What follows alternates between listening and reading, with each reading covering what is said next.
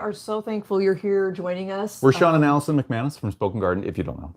Yeah, and we're happy we're here. And before we go any further, can you let us know in the chat, if you wouldn't mind, can you hear us? Can you hear us? Can you hear us now?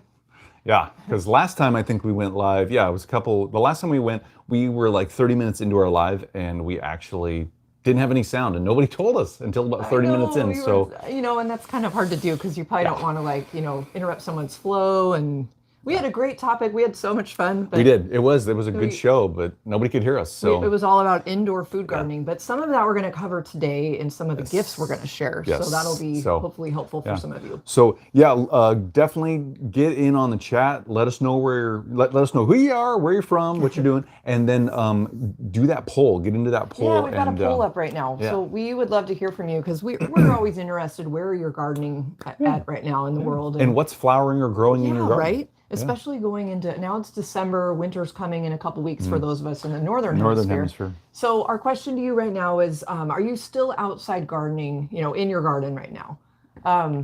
And thank you. Thank you, Jennifer T, for letting us know about our audio. Woo! Okay. You can hear us. High five. High five, we did it.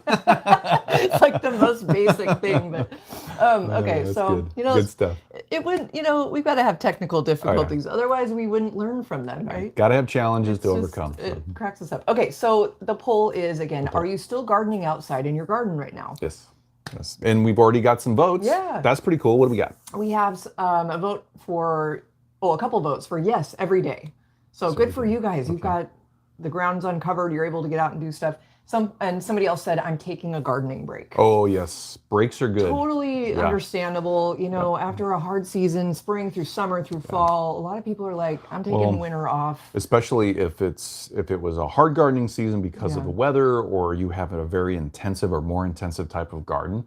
I can definitely see where you'd want to take a break and just be like, we're going to shut it off. We're going to come back to it in the new year. Sometimes I want to do that with social media, just to be honest. Like, it's just, and I love it. We love being a part of the communities we're on. But, after a while, you're just like, don't you just sometimes wish you could turn it off? Gotta unplug. Gotta unplug. Yep. So anyway, it's healthy to do once in a while. So good for you guys that are just taking it aside. But also awesome that some of you are able to still be outside in your garden, because a lot of people aren't around our country. Nope. Around the world. It's been a lot of snowstorms rolling through, not only here, but Midwest and back east. And so, So, let's see. We are going to talk about some fun stuff today. Today. Do you want to? Sure. Would you like to take the honors? Thank you. Yes. So today this is how we're gonna roll out. We're gonna do some Q&A. We're gonna answer some questions that you guys asked us earlier on, a couple weeks ago. Then we're gonna get into a couple of news articles going on. Oh, we've got some really interesting things to share with you. Some really cool news, gardening in the news articles. Can't wait to hear what you guys. Think about that. We're going to get into, we have 10 items. Actually, I think we only said we had 9 before, but we got 10 We added another one this morning. So 10 garden gift items that would be great for a beginning gardener or even advanced gardener, people that are looking to start seeds, some type of starting seeds, and we've got different options for those garden gifts today, and we'll go over those after we get through the news items, and then it's which videos are the most popular this week, the top 3, and then kind of what's new with us, what's going on, and then we also want to hear in the chat while we're talking about stuff, what's new with you. I know, and just in general, we just feel like we've missed you guys. We haven't, like we said, we kind of took November off unintentionally, but here we are. So thank you, Christy Dalton from Eugene, Oregon. Hi, Christy. What's the garden like in your area right now? I think you guys got some snow. I think we have some friends in Eugene, and they were posting some pictures. It looks like looks like there was some snow down your way. But if it's like here, maybe it all melted and went away like in a day. Within a day or not even 24 hours. It was like we got this big storm. All the schools shut down. Everybody panicked, and then it was like rain the next day. Half inch of snow and everybody freaks out. But it's the ice around here, though. It's I get ice. it. It's not the snow, but sometimes we we don't have to deal with it because we're now. We used to, but so Christy, thanks for joining us and being here. And also thank you, Jennifer T, for being here. Just want to say that she gave us our audio. I know, we really appreciate that.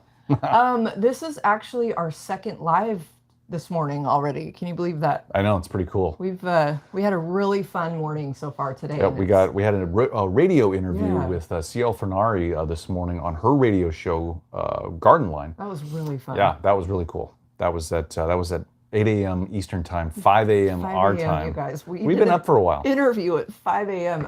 We were like, oh my gosh, I hope we're awake. I hope we've had enough caffeine. So this is actually cup number 2, I think, for both of us. Yep. So it was really awesome to be on her show. It's based out of she's great. Cape Cod, Massachusetts. Yep, she's back in Massachusetts. She's a great host. She's been doing it a long time. Yeah. She has a great radio program. If you get a chance, check it out. Yeah, it's called Garden Line. Garden Line. She's on iHeartRadio, and I think she's on a lot of different other podcast platforms. So definitely check it out. So that was a lot of fun, you guys. Should we jump in? Sure. Some questions, Let's do this. Answers for you, hopefully. Let's see. And if you have any questions about random gardening topics, we'll do our best to answer them. Just throw them in the chat or in the comments if you're watching later. So we're just happy you guys are here. Yeah, especially, and just want to kind of clarify, if any of these questions pop a new question into your head, make you think about something that you want to know about, definitely ask us in the chat. Yeah, totally. Good call. Well, okay, you ready? I'm ready. This is like Ask Sean, the horticulturist. Okay, here we go. First question comes from Sandy Kellaway. On our video, How to Overwinter Potted Mums, which is like still a huge video right now. Well, it's pretty usable, pretty useful information right now. It makes sense, you know. A lot of people want to overwinter their mums. Yeah. So the question is, can I cut them back, the mums, before they turn brown? And then second question, also you mentioned that you can leave them in their pots and plant them in the garden maybe later, I guess. Do I cut them down if I try this method? Okay. Both good questions. Thank you, Sandy Kellaway, for asking your question. So basically, we would recommend that you go through and only deadhead your mums right now, especially if you live in a northern climate like we do. Go ahead and deadhead all the spent blooms, all the dead plants on there. The reason for this is you don't want to give it a hard prune right now in this time of year, especially even in the fall, because when you prune a plant really hard, most plants will react with a new flush of growth. And what happens is that new flush of growth, especially on mums, it's really tender. And you know, the plant is expending all that energy for all that new growth and even new flower buds. So you don't want to induce that in a plant that's literally going to go dormant here in a couple of weeks, or maybe it already has. Yeah. So you don't want to induce more growth when it's starting to go dormant and it needs to kind of conserve its energy. And so the other thing is that that new growth, if you get that new flush of growth, it's really tender growth. It's going to get hit hard by all the cold temperatures and freezing temperatures. It's probably going to die, or it's going to get some type of freeze damage. And that damage can open up that plant to insects and disease, and you don't want to do that. So we would recommend, don't give it a hard prune, just deadhead it and leave it alone until next year, next spring. And then once you see the new growth start on any of the stems or down at the base, go ahead and cut away and remove and prune out all of the dead tissue that you see, and shape it the way you want to shape it. So your second part of your question is, if you do this, can you still plant it in your garden, out in the garden from its pot? And so what we would say is don't transplant it right now, and because we're in the later part of fall, and usually too with the flowering mums, you don't want to transplant a plant usually when it's flowering, although a lot of people do. And it's okay to do that. I mean, but they're sold that way, right? They are. And so the thing is that you have to realize too that when a plant is flowering, it's in reproduction mode. And so when you transplant it, it still wants to reproduce with that flower. But you're going to put it under stress if you transplant it, and it's going to need to not flower anymore and take all that energy and put it back down into the roots and the growth to reestablish itself in a new environment. And so there's this push and pull, for resources. So usually it's not a good idea to transplant anything flowering while it's flowering. But also for the mums, you can do it in the fall if you want to. But with the cold temperatures and the soil becoming frozen or really cold, it's a good idea to not transplant it in the fall, especially late fall right now, because of those cold temperatures. The plant's going to be stressed out anyway with the roots being splayed out and probably root pruned, and it's going to want to establish itself during this cold time of year, and there could be some growth. It might inhibit some growth. It might hurt the plant, there could be some dieback in the plant because it's stressed and those roots being exposed to the cold temperatures. So it's always good, just transplant it in the spring when it's actually, going through its growth cycle, it's waking up. That's a good time to do it. Wow. Yeah. That was a great answer. I mean, we hope that was helpful. Hope that helps. Yes. That was Sandy Kellaway. A lot of information. I know, that was So, really good. I mean, hopefully- it's a great plant. A lot of people don't realize that you can overwinter them. We had people comment that, wow, I just throw them away every year. Yep, and that's what buy we new used to ones. do. I mean, That's what we used to do. We've done that just before. recycle but- or compost and whatever you do. And Or just we didn't move have on. time. We just literally didn't have time to take care of them. We didn't even think about it. But I it's know. really not that hard. It's It not. doesn't take a lot of time to actually overwinter your potted mills. Yeah, and they So, come back beautiful the They next do. year too, as long as Every you year. cared for them. Yep. So the next question, are you ready? Yes, ma'am. Take a drink of your coffee. There you go. And Jennifer, you're right. I was laughing at your comment. There are definitely days where extra coffee is needed. Oh, yeah. Definitely. There's been a lot of those days lately, I feel like. There have. For us. There Like maybe for you too. But it's okay. It's like I don't know. It's just this time of year, I feel like I need more. It's a balance caffeine. of coffee, water, Tea. more drink tea, tea. more water. I know. Yeah, right. Okay. Okay, so moving forward, this is another question from another Sandy. It's kind of like the Sandy show. It's a Sandy show. The Sandy show. This is Sandy Soil is the name of the audience member, I guess. So on cordyline care, cordyline plant chat. So their question is, do you know why they sometimes have brown spots on their leaves? And my cordyline has brown leaves on the bottom and green leaves with full. Sorry, I can't talk today. It's okay. Because We've been up since 3 o'clock. Try again. It's okay. I can probably explain it better than I can read it. They're saying that they have green leaves that are full of spots. Yes. Okay. So they're kind of like, why? It's a good question, and it happens actually a lot. Actually, it's happened to our cordylines too in the past. Yeah. And so, cordylines are susceptible to different kinds of funguses. And what we're seeing in this question in the description is it sounds like it's a fungus. It's a fungal disease because if you have spots, if you have actual round spots that look, it's just spotty on the leaves, that is a definite sign that you have a fungus. It's not even a symptom, it's a sign. You can look at it. If it has concentric rings in that circle and you can see that, that's a fungus. And so which fungus it is, I don't know, because there's quite a few of them out there. And cordylines are susceptible to a couple different kinds. What you can do so what happens is cordylines will become susceptible to these funguses because if they're in wet soil or in a really wet environment for a long period of time, they just get susceptible to these funguses. And so what we would recommend is make sure that if you have cordylines in containers or in the soil, make sure that they're draining properly. They're not in standing water a lot, or the soil around those roots aren't kept moist, like really, really wet all the time. It's draining, it's drying out, it has periodic dry points, or it's getting a little bit it's more dry than it is moist, we'll say. Also, make sure to double check your watering schedule and adapt that to any snow or any rainstorms that come through. And you get a lot of drop of that moisture. Adapt your watering schedule to what's coming through in the weather. Don't keep watering it on a regular schedule if you're getting a whole bunch of extra water from Mother Nature. Like ours are right now. I'm thinking we have a potted a potted cordyline right now it keeps filling up with water. We know we need to rip prune it and change out the It's soil, I think. Packed inside that pot, we think. Yeah. It's gotten very large, and we transplanted it from our old house. Yes. I think, right? Yes. Oh no, that was the one that was in our front yard in that pot already. In that pot. That's why, it's probably really right. root bound and stuff. Interesting. Another thing to do too, Sandy, is to not only look at how it's draining, your water schedule, but practice best practices of cleaning up around your container, around that plant, whether it's in a container or in the ground. You want to make sure that leaf debris and other types of just whatever's in the garden, you're keeping it cleaned up, because if you have other leaf material, either from that plant, your cordyline, that's old, or you have other plants that are dropping, leaves, and there's a lot of debris, dead plant pieces and stuff around there. Fungus will congregate there, and it can spread from there from water splashing or the wind, or other little critters spreading around. They don't even know they do it. So practice cleaning up around your plants if that's a problem, or if you see if that's happening, especially right now during the fall and there's a lot of leaves or whatever. Clean those up, and that includes dead annuals. Don't just leave them in the ground.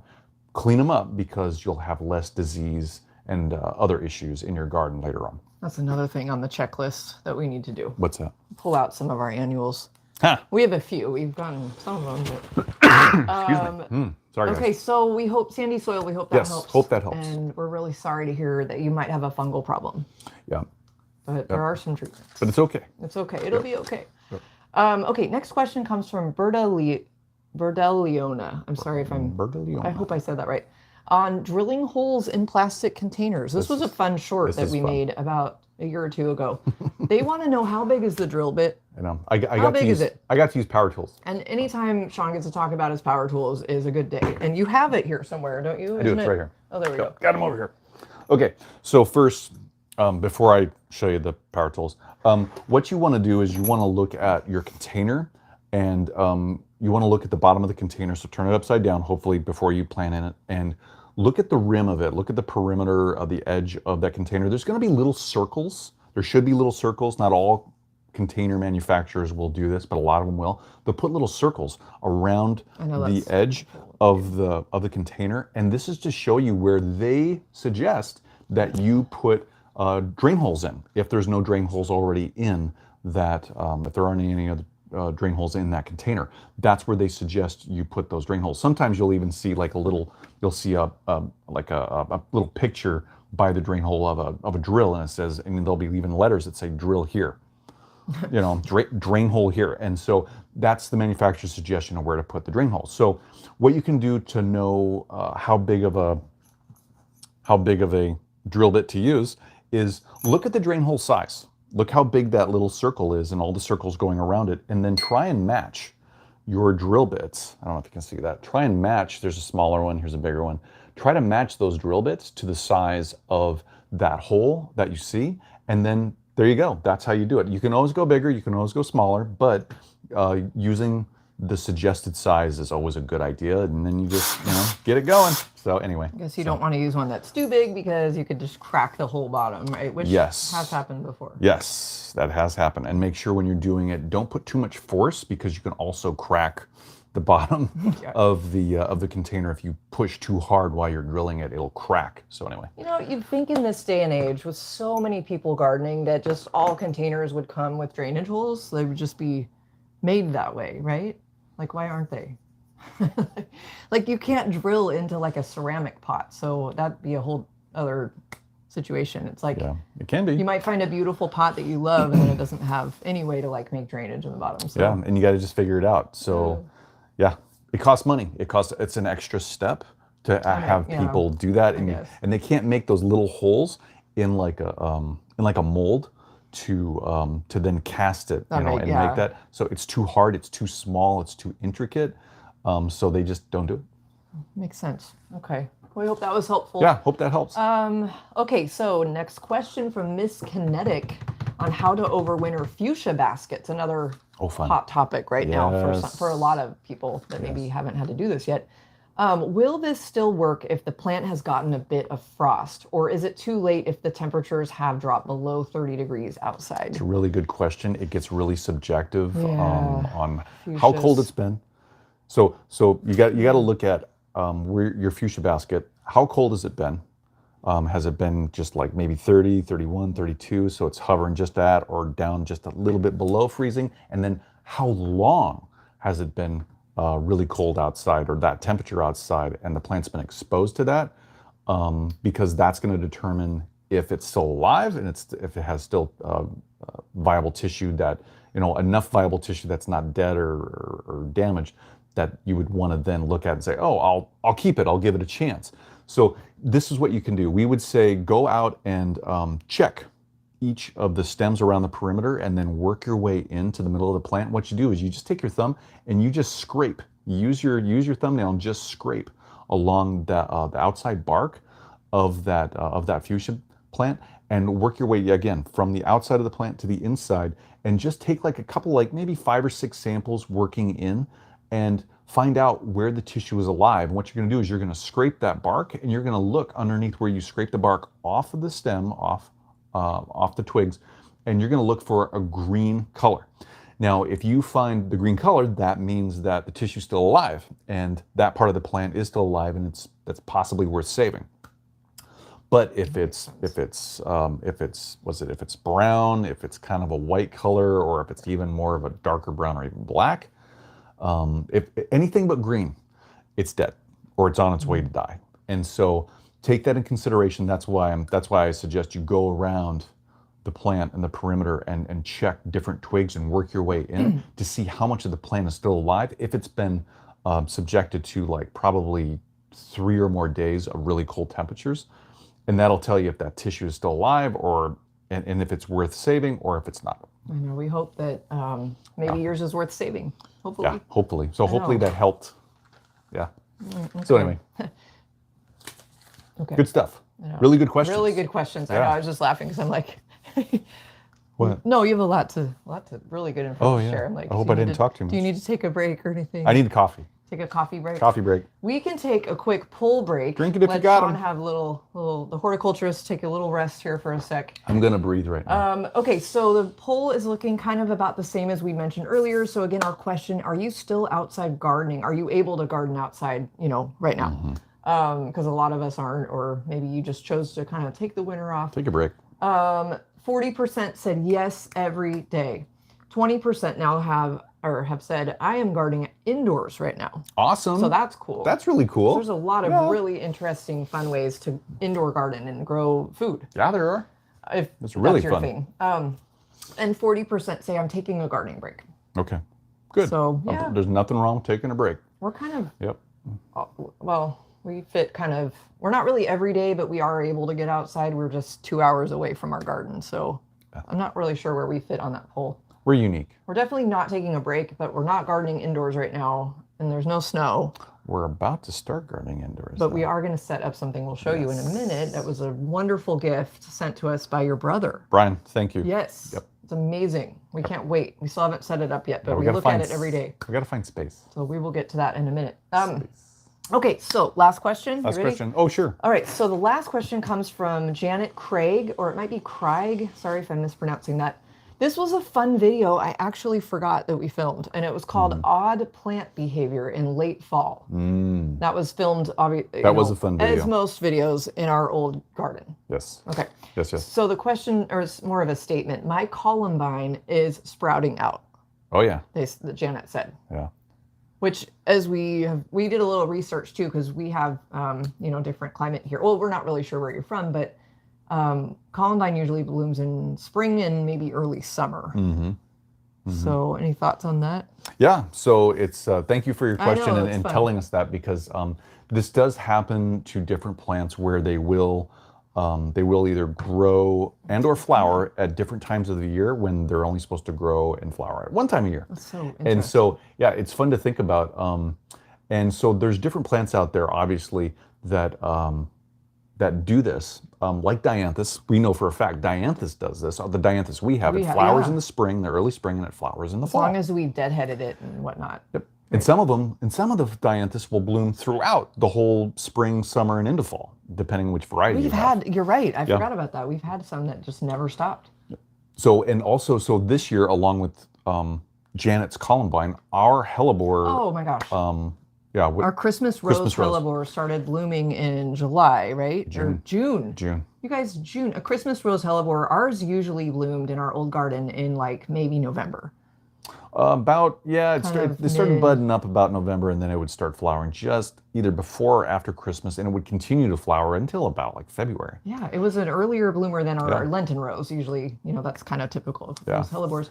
But yeah, so it started blooming in June and through July and even into August. It was still going. It was the weirdest thing.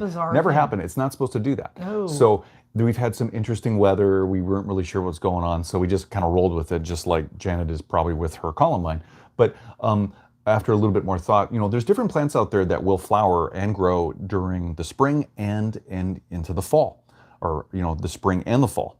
And so we did a little bit more research because we were like, oh yeah, what other plants, what other right? plants will do this? So, and we've noticed our rosemary is doing this right now. We have a rosemary that's in pretty much full bloom, but it bloomed this spring and it was beautiful. It was beautiful. So but it's in full bloom again. So there's different plants out there, and we knew about the dianthus.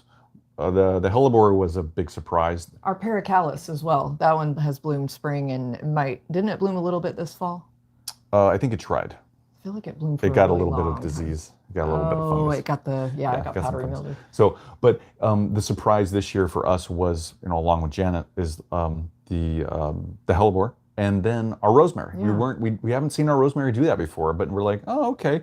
So yeah, there are plants that will do this. What you need to do is you need to make sure that you know which variety or cultivar, a specific plant that you have, because there's a lot of different plant breeders out there, and they're coming up with new kinds of plants, Yeah, totally. new types of plants, cultivars and varieties that will have this capability to grow and flower both in summer and in the fall.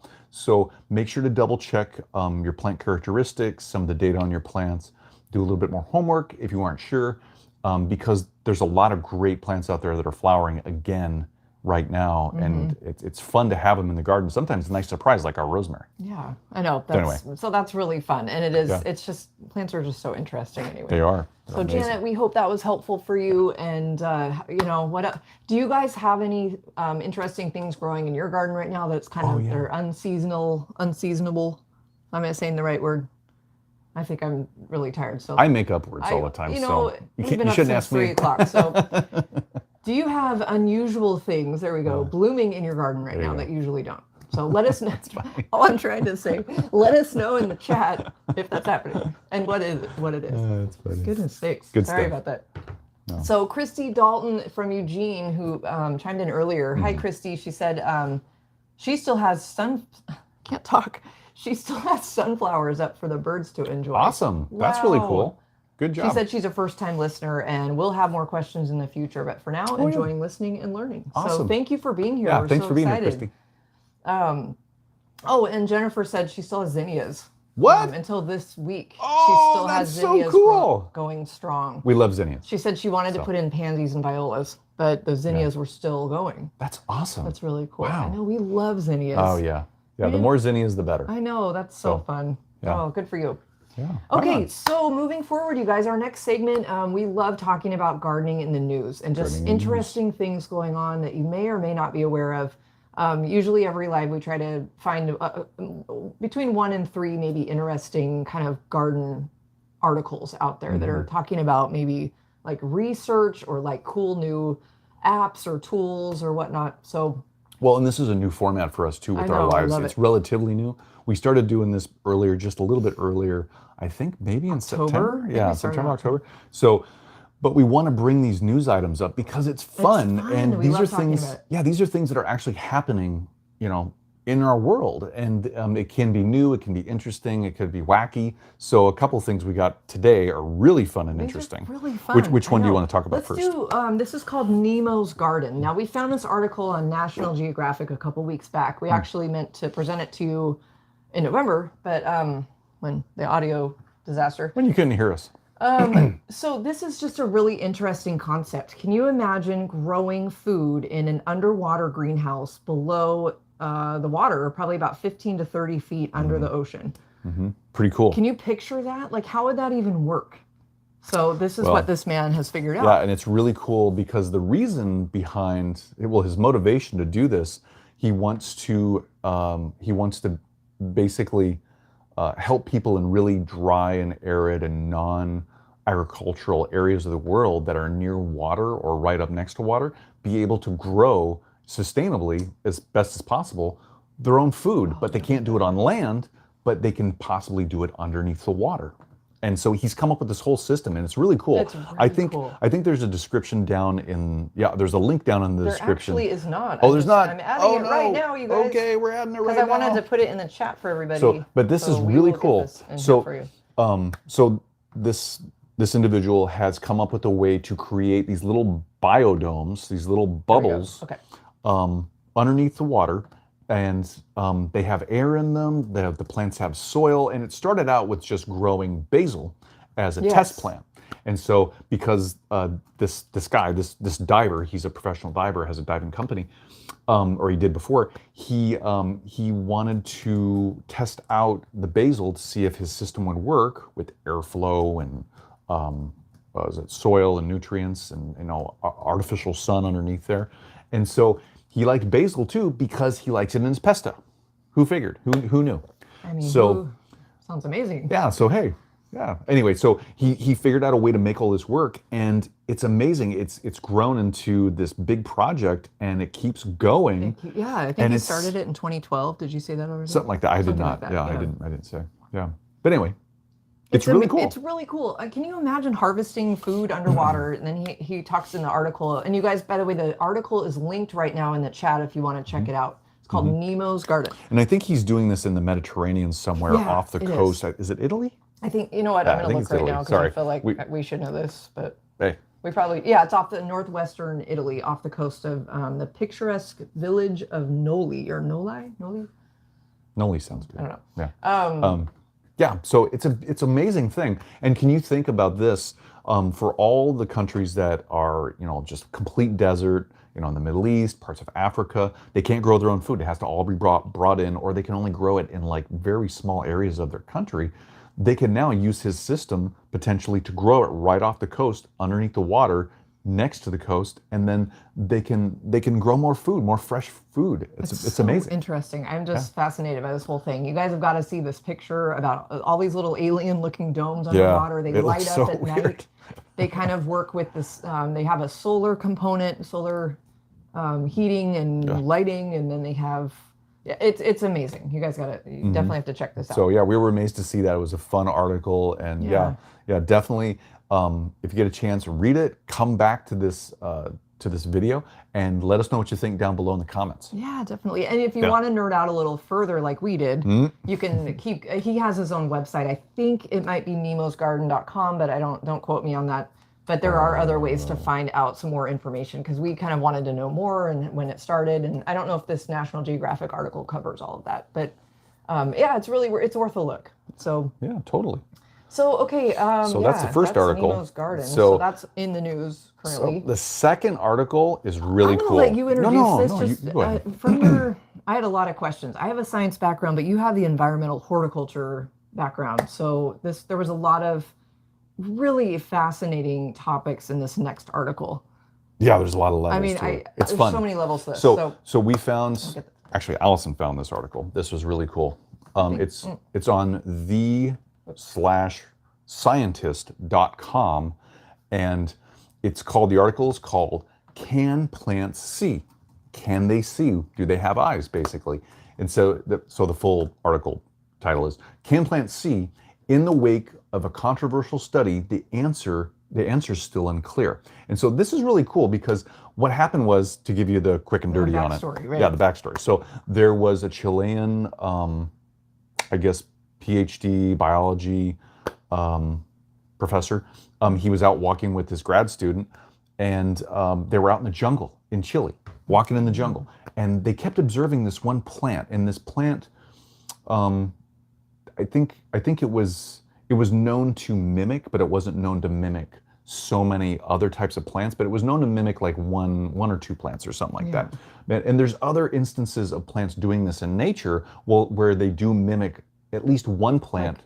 Like an orchid, I think has been researched. Yes, and that's mentioned in this article. Yeah. Well, this Chilean walking through the jungle noticed that he kept seeing this plant. And it's a vine, so it grows mainly on the ground, but it will grow up.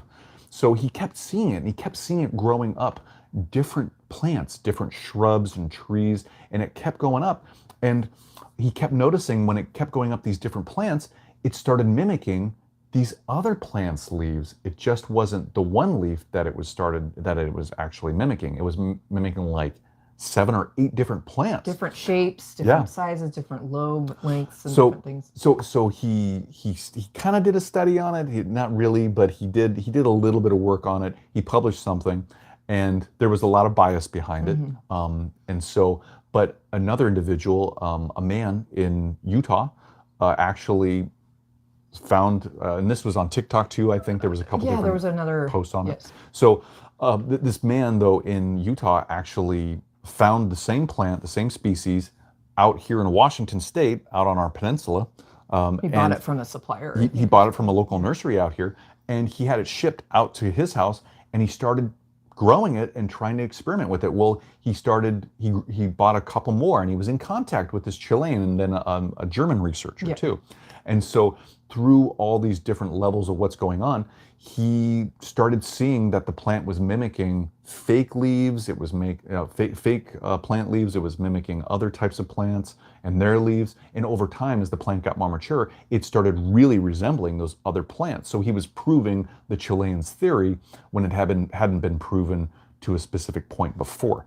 Now, he did this Utah man did this like earlier this year or even in 2021, and he and the German scientists that was also part of this article, they actually published this year an article to show their findings, but there was a little bit of controversy with it because the methods of the research wasn't set up right. They didn't really have any statistical method to measure anything, and so there was complete bias in the results, and the conclusion was way off base.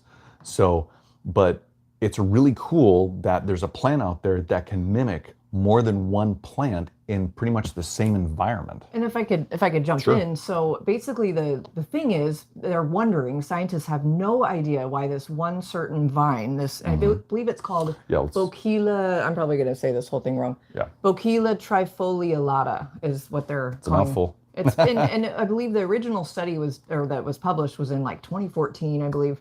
The reason this is coming up again is because of that man you just mentioned, and he was like experimenting with the plastic vine and whatnot, and then a TikTok account got a hold of it and made like a lot of people aware, and so everybody's questioning, can plants see?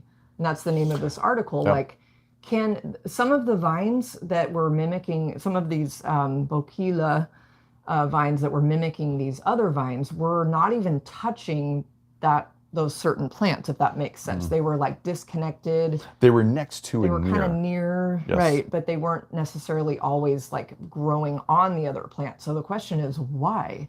Well, why, and then how? If there's no interaction between the plants physically, how did this one plant they call it a shapeshifter in the article? How did this shapeshifter plant literally mimic the other plant that it was next to?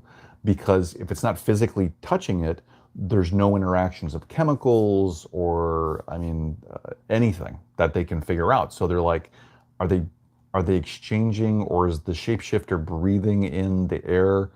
The gas exchange from the plant it's mimicking, and how the heck is it doing that? So and then interesting. what is the mechanism on that plant biologically and the cellular level that lets it do that? It brings up so many more questions. Yeah. It's amazing. So they still think that the plant can see the other plant, but it might be on a more gaseous level than literally seeing it. But it's still a way of vision of finding out and knowing that plant somehow to then mimic it. And I think it just shows, and I think it mentions this in the article as well, that plants have a lot more intelligence than we think. A lot of people just think, they don't have a brain, they don't, a central nervous system, whatnot. But I think there's a lot more research that's going to come. There's so much we don't know about plants. It's so interesting. And I have a story in grad school. I took a advanced biotechnology type of class, plant biology class, where the professor and his grad students, he was PhD and he had PhD students with him and master's degree students. They were studying the interaction of agrobacterium, or Bacillus thuringiensis, Bacillus thuringiensis BT. It's a bacteria. They were studying its effects and how it works in conjunction with other plants to help those plants biochemically adapt to different environments, and how the BT, the Bacillus thuringiensis, could help the plant change its physiology and react to its environment, or become or produce more of a crop or bigger leaves. So there was a biological genetic manipulation going on. So, and that's not the only thing out there that shows that plants, through some type of coupling with another organism, can change their physical shape or even their biochemistry or even the fruit they produce. Yeah. So this is something that's been developing for a long time, because that was back, what was that? That was 2021. That's so cool. So, no, 2001, not 2021. 2021 was last year. Yeah. It was about 2001 when I took that class, and so even back then they knew that this was going on. So I mean, there's still a lot of work that needs to be done, but it's amazing what plants can do. There's so many things that we don't know yet. So that's sorry, we're nerding out. I hope that we're not scaring anybody. Hope not. Hopefully, we just thought these 2 articles we were excited to show you guys. And again, they're in the chat right now as links, and they're also in the description of this video, of this live. Really cool. If you want to come back later and maybe check those out. Yeah, definitely check them out. Yeah, and like you said earlier, let us know what you think. Yeah. What are your thoughts on either of those? Do you think plants can see other plants? Yes. So time will tell, I guess. So, okay. Alrighty, Teddy. Let's do a quick poll break. We've had a lot more people respond. And poll break. The top answer is yes.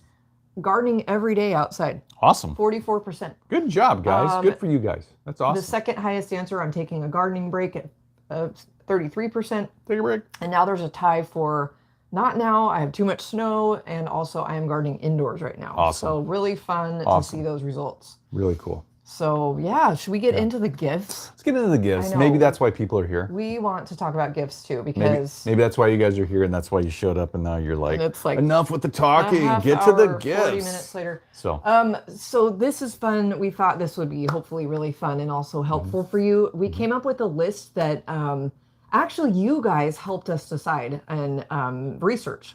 Yeah. So that's fun. We put out a poll, about 10 days ago? 13 days. It was a couple weeks ago. 14 days ago. So we put out a poll to you guys just to see, if you're out buying garden gifts for others, like what kinds of gifts? Like we kind of put them into different topics, right? Yep. Different categories. Yep. And so you guys came back with the highest vote was for seed starting tools and supplies. So we thought, based on that, why don't we come up with some gift ideas for this season, for this holiday season that's upon us, for seed starting tools and supplies, based on that. So we have those. We have 10 different gift ideas, and we have some shameless ones, 2 shameless ones that we're going to promote. Well, our products, I don't think, it's okay. So, but there's a lot of great ideas. So we should do that. Where it's we should. Okay. Where's our list? I'm looking around. I'm just like. So you guys, how we're gonna roll this out? Since we kind of changed our live format up where we don't do slides anymore, because that was kind of old school. Yes. So we don't actually have most of these gifts in our hands to show you. So what we're gonna do is put each link in the chat, so you can check it out. Yep, and if you want a full list, it's already in the description of this video down below. So just go down to the description and you'll see the list of the 10. Yeah. And did I put them all you can in? just click through as you're watching us. You can go ahead and click through if you want to, and check them out as we talk about. There's some cool things in here I've never really even heard of before. Yeah, there really are. So let's talk about, our first gift is in the chat right now. It's called a New Kits Plant Germination Kit. Oh, this is a fun one. Sorry, it's like a seed starter kit. This is really cool, you guys. So this is a seed starter kit. You get, I think it's 5 trays. Wait, I'm going to open it right and now. I know I should have these open just to see them, but whoops. it's at least 5 different seed trays, and I think there's over 60 cells for seeds to plant in these trays, and so you get 5 of those trays, and 12 cells. 12 cells. Oh, only 12 cells. Excuse me. I'm thinking of something else. Sorry. So 12 cells per tray. You get 5 trays. And so you get 60 little cells. That's so 60 opportunities to grow new seeds. These come with domes. They come with a heat lamp and what is it? A couple little tools to help. Yeah, there's little seed dibbers, I think. There's like a seed dibber, but also there's labels that come with it. There's a light, there's a grow light for each one of these. I think there's a mat, a heat mat too. That's the heat element. We're looking at all of these on the screen right now. So it's really cool to see these, and they have the opportunity if you want to use also hydroponics. They have that function, but you don't have to if you don't want to, if you want to grow hydroponically. So this is a really fun kit. It's not that expensive. I mean, right now it's like $23 on Amazon. That's where the link's going to take you. And it is an affiliate link. I know, I was thinking so we need to just say let you know about that. But yeah, this is a fun little kit for anybody that wants to get started indoors with their new seed growing for this next year. Really, it would be a great gift for a new gardener or somebody that's needs a new hobby, or maybe just starting to dabble in kind of gardening and whatnot, this would be really, or even for kids. Yeah, this would be great really for fun kids. To grow inside. Yeah. If you got a couple kids, each child could have their own tray of 12 fun. different And plants. they can like try out and they different could, things. Yeah, they could pick out the different seeds. Oh, I love that. Yeah. Now it doesn't come with soil, so just putting that out there. No soil. So you got to get that. You could use a seed starting soil. If you're in a pinch, you can also use just regular potting soil, but seed soil would be better. So yeah, so that's item number one. That's gift number one. Really cool gift. That is cool. Yeah. So, this next one's fun. Yeah, this next one is really cool. interesting. Let me get the link for you guys. It's called the seeding square. Seeding square. It's an actual square, you guys. It's awesome. Based on this company is a husband and wife team, which we love. We like that type of thing. They came up with this idea based on square foot gardening. So they found that this tool, I guess, supply, I don't know, that they've created is really perfect. I'd say it's a tool. It's like a tool. Yeah.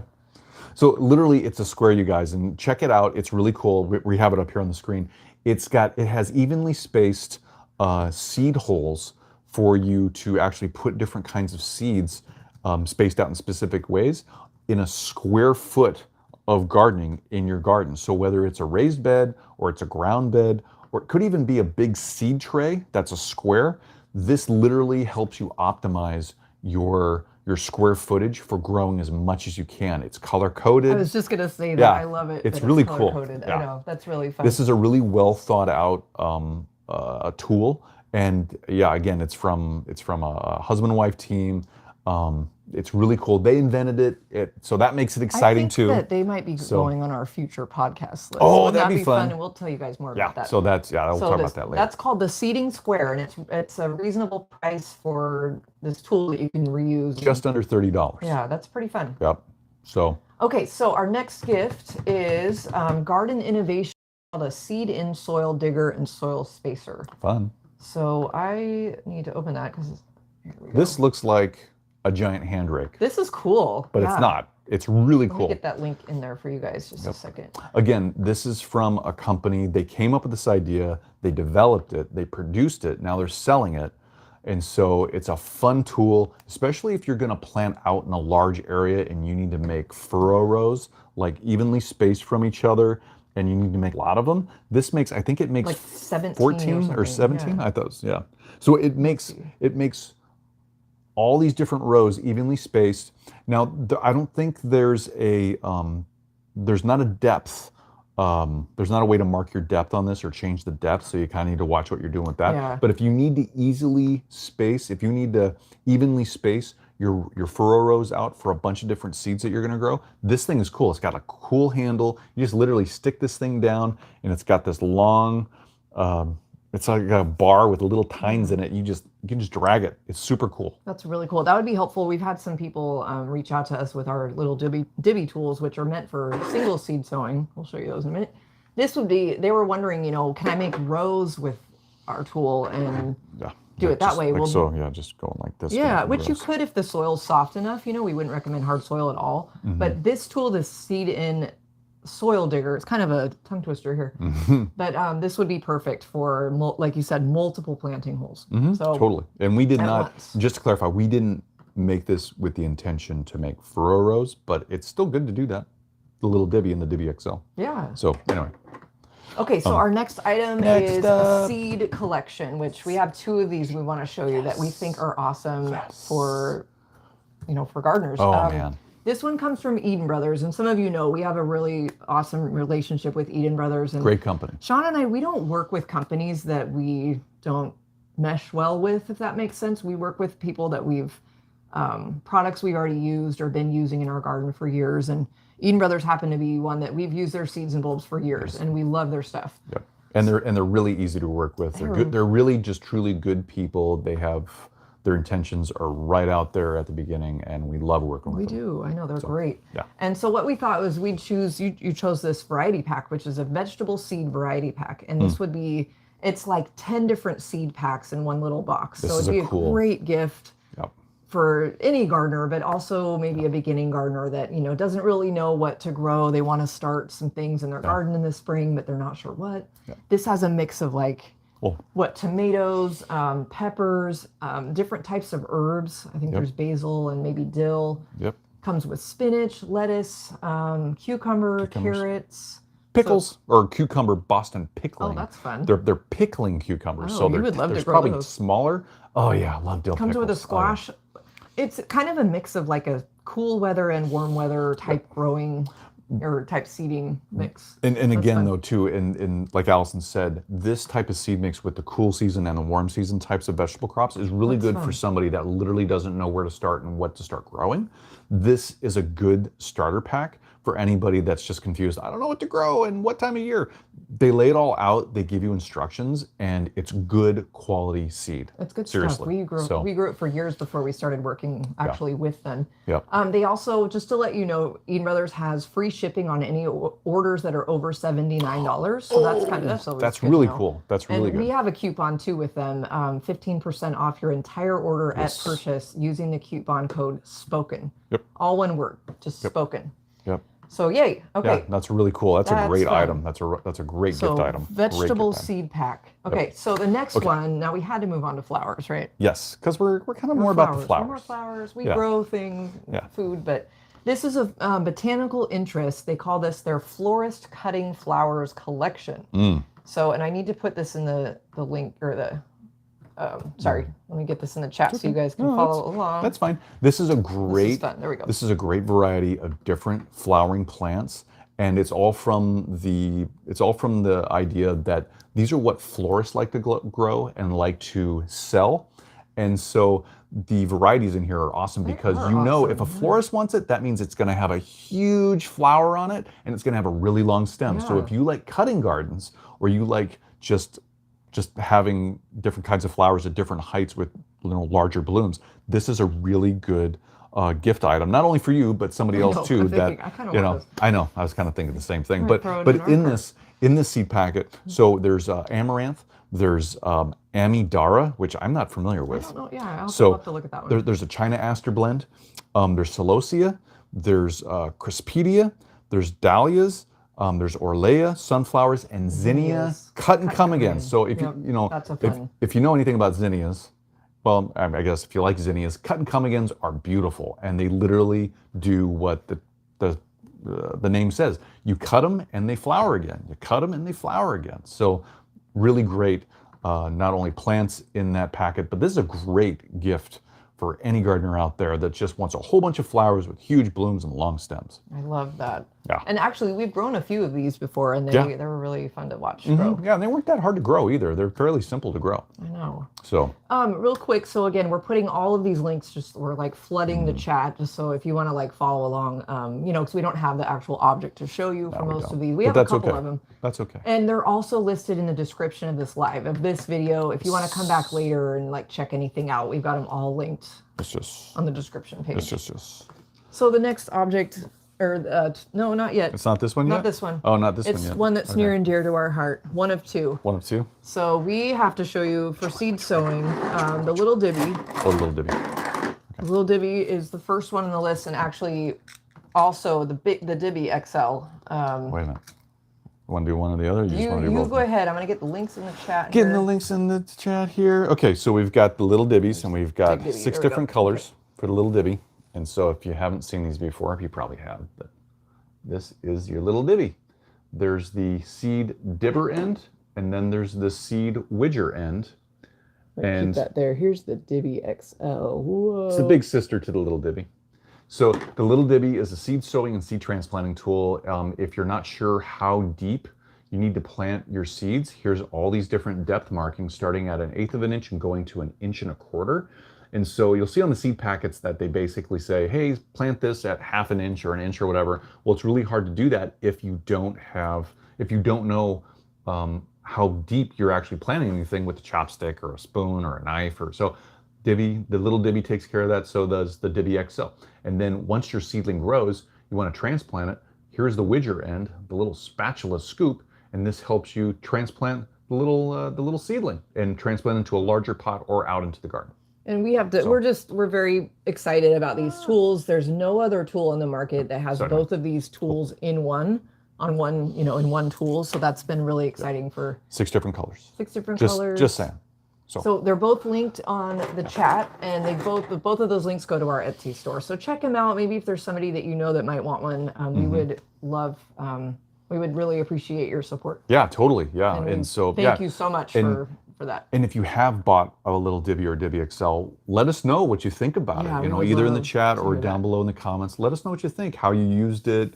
You know, maybe all the different ways you used it too. I know, because that's fun to hear. Yeah. So, okay, next on the list. Sorry, we can go on and on because we're so proud of our tool. But the next is this book that written by Kim Ireman. This is such an amazing book. So I'm going to put that up there right there. For those of us that want to bring more pollinators into our space and do the right thing to help win the war on pollinator decline, how she states it, the Pollinator Victory Garden. Yep, there's a great book. Kim is an expert in pollinators in the environment. She's an environmental horticulturist. She teaches a ton of different classes at what is it? I think New York Botanical Garden, and the Brooklyn Botanical Garden, and a bunch of different places. And she is amazing. She's mainly on the East Coast, but she does do talks around. You can contact her, I think, at ecobeneficial.com. But this is her newest book. She's a great author. She knows her stuff. We actually interviewed her on Instagram. We just actually met her this year, and she is just so down to earth and wonderful. We really enjoyed our time with her. Check out her book. Check out Eco Beneficial. She's awesome. So. Yay. Okay, the next book on the list is not that one, actually. No, it's not this one. It is a book by another Kim, and it's called How to Garden Indoors and Grow Your Own Food. I don't think we have this book yet. Oh, I thought How to Garden Indoors and Grow Your Own Food Year-Round. We need to add this to our list, though, for sure. Yep. This is an awesome book. Yep, and another Kim Roman. Another Kim. She's well known for square foot indoor gardening, indoor square foot gardening. I think it is indoor square foot gardening. That might be, I think that's her handle. I think it's just square foot gardening. Was it just, okay. Well, she's on Instagram, she's on TikTok. She's got a huge TikTok following. Yeah, amazing. She has a great account. Yeah. So check out her book. She really knows her stuff. It's great if you want to start out with indoor gardening and just get into the nitty gritty of what you're going to need, how you're going to need to do it, what it's going to take. It's a great book. It is, I know. And here's, I guess that's the last book. So those two books, there's also, sorry, shameless plug. There's also our book, which is called The First Time Gardener Growing Plants and Flowers. And I don't have a link ready for that, but we will, I'll make sure. And but our book is a great book for any new beginning gardeners. So if you know a beginning gardener that wants to know more about their garden, more about plants, the different kinds of plants, how to do a garden inventory before they go buy plants, and then actually get into how to plant 4 different kinds of plants, and then also take care of them in general throughout the year, our book is a great primer for that. Like seeds and bulbs and all that. Okay. Totally. So moving on, this is a fun one. We actually are using this in our temporary garden space right now. It's a mini walk-in greenhouse. It's like a small greenhouse kit. Oh, yes. So it's made by Vivo Sun, which they're actually a U.S. company, but the materials and whatnot we found out are sourced out of country, unfortunately. But our goal was to find one that was made in the USA, and we couldn't find one. No, it was really hard to find. It was really tough. But it's a great little greenhouse. It's super We've had a lot of success with it so far. So yeah, definitely check it out if you're looking for something like that. Yeah, and you might want to wait until like late spring, maybe in your area. Just maybe a lot of people are reporting, and let us know. Thankfully, we appreciate it, that it's not going to be real good in a big windstorm. We have ours really protected, but just keep that in mind. And really the last gift, I'm going to hand to you. Okay, cool. Yay. We actually have this one. So this is a Lyco indoor growing kit. So this is a hydroponic little growing kit. And so this was a gift from my brother, Brian. Thank you, brother. Thank you. Appreciate it. This was such an amazing gift. This is supposed to sit on top of your kitchen counter. It's self-contained hydroponics, so it's water-grown plants. The plants are grown in water, basically, and they're supported by this whole little system. And you can grow vegetables and herbs. It comes with the seeds. It comes with the grow packets, the little pod packets to put the seeds into. Self-contained, super cool. We can't wait to get this going. I know. I had really good reviews on Amazon and other sellers, I'm sure. So definitely a great gift item. If you need that kind of thing. So that is it for our gift list. Yes. We snuck another one in there. So we actually technically had 11. High five. But we hope those are helpful. I know that not everybody's gift shopping or looking for things like that. But for those of you that are, or maybe you have birthday gifts or something coming up, maybe some of those will be fun. Yeah, and maybe So, maybe none of these gifts are going to be something you get for that garden in your life or for yourself, but maybe this generates some other ideas for you, and it's helpful in that way. That'd be awesome. So yeah. So that concludes that list. Yes. We wanted to tell you guys about something new that we have coming up that we're really excited about. Our new podcast. Oh, the new podcast. I'm like, I know, there's I'm a like, couple things. this So was I'm a like, surprise, what is she going to talk about? We have come up. How much should we tell them? Let's give it all to it. Let's lay it out. Lay it out. Let's lay it out Because there. it's coming. Yes. So a lot of you maybe know, or maybe you don't. We've had a podcast for years. I should say we. It's mostly Sean. I'm going to let you talk. It's okay. Yeah. Well, we've had the DIY Garden Minute for a very long time. It's been a few years now. Yeah, I think it's either since 2018, 2019. It's been around. It's been going quite a while. Okay. So we also had a regular formatted podcast. So the DIY Garden Minute was a podcast basically for 1 or 2 minutes, maybe a little bit longer in some of them, but because I get long-winded. But it's basically me talking about different little mini skills and different topics to get you thinking, to help you in your garden, build a new skill, learn something new. And it's seasonal. It's all these different things for gardening. But also on that same podcast. On that same stream, we had a regular podcast that we did, and we did it for a little while. We didn't do it for too long, but we were doing garden topics for like 30 minutes or an hour or something like that. So lo and behold, we're going to segment these. We're going to still have the DIY Garden Minute, but we're going to start doing a longer podcast, and that podcast is not only going to be about garden topics, but it's also going to have interviews. So yeah, we're really excited about this. Yeah. So we're just going to simply keep it easy and call it the Spoken Garden Podcast. It's going to launch in January on Thursday. Thursdays. Every Thursday. It's going to be a weekly podcast. Weekly podcast. So we're just really intrigued and interested in people that invent things for gardening. So it's going to be all about inventors, innovators, and experts and other garden topics once a month. In kind of just interview form.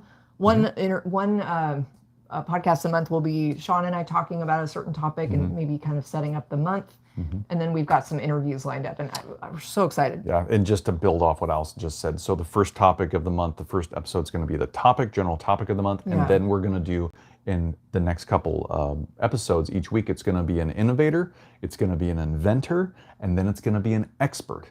And we're going to go through and talk to these people and ask them all about what they do, how they do it. Yeah, what was their inspiration? Yeah, and what they can share to help anybody listening, like you guys, with the specific topic or what they're an expert in or the tool they invented or whatever they're innovating with. So that's what we got planned. I'm so excited. Yeah. And this is all related to gardening. So garden inventors, garden innovators, and garden experts. So we've already got January kind of figured out, and we're going to move on and start planning February. It's going to be awesome. So you guys, we really hope, really cool. And we invite you all to join us. And soon we're going to be starting a new YouTube channel. Should we say much about that? Sure, yeah, why not? We thought we'd start putting our podcasts on a different channel, just so some of you don't like to jump around to different platforms. And this way you'll be able to hear our podcasts. It'll just be audio. It's not going to be a video. No, right? But it'll still pull up on that feed of that channel. And we're still working out what we're going to call the channel, but it's going to be definitely the DIY Garden Minute. All those episodes, we're going to try and get loaded up as many as we can before we launch it. And then before we launch the new channel, and then also the longer format podcast that we just told you about, that's also going to be on there. So we'll have that on a new YouTube channel. So that'll be fun. Soon, if we don't cover something in our video, there's a good chance we could cover it or a certain part of that topic in the podcast. Fun. And so, yeah. Yeah, yay! We're so excited, you guys. So we'll keep you posted on that. But this is the first time we've announced it, so we're excited to share that with you. Yeah, totally. Yeah. So yay! Yeah. I guess so. Our last final segment. Yes. Oh, thank you, Julie, for that.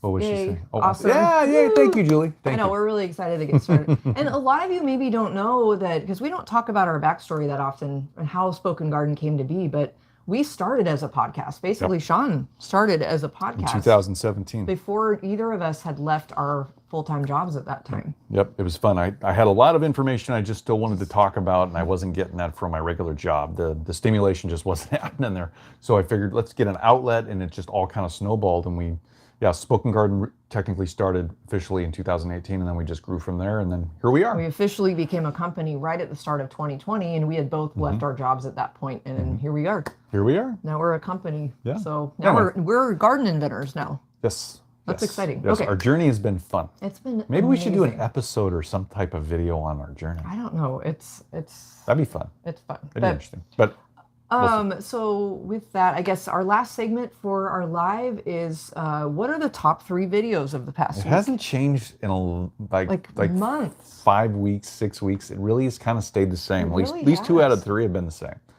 But it's fun because we get to see the stats behind the scenes on YouTube. So definitely mums are still in there. Deadheading salvia in early summer Deadheading salvia. Okay. is the most popular video still right now. It's Cool. a short. Cool. Well, Deadheading. should So Sorry. I don't have it up, but I was gonna say, should we? Austin's got it. Let me pop. I'm gonna pop these all. So in the chat in case you're interested, so the but salvia. This is funny. This is really funny. So a deadheading salvia this is video. So random. So here It are got all really 3. popular kind of later in the summer, maybe midsummer. Yeah, we put it out in like May or June, I believe. Yeah, but then it really got some traction, and we were like, really? Deadheading salvia? Okay, that's cool. It's Yeah, hopefully it's helpful. It's helpful. So we got into the comments, or Allison got into the comments, and it was funny what she found. Well, people are having it's taken on a life of its own. I Kind of, say funny. It's not funny. It's just interesting. well, it's How's that? interesting. Yeah, it's something that we're not like commenting back on because we have no information about this, and wasn't the intent of the short. But Not at all. it's turned into this whole like drug conversation. Like, can you smoke it? Can Smoking you do this? Can you do that? sage. So we're like, that wasn't the point of the video. So, but that's kind of why it's completely blown up in this whole other segment. There's a whole string of YouTube. comments on it. People just talking really about smoking interesting. sage. So we're like, okay, whatever you guys want to Do do. what you got to do, but So- we're just teaching you how to deadhead it. So that's. But because of that, there's a lot of interest in this video.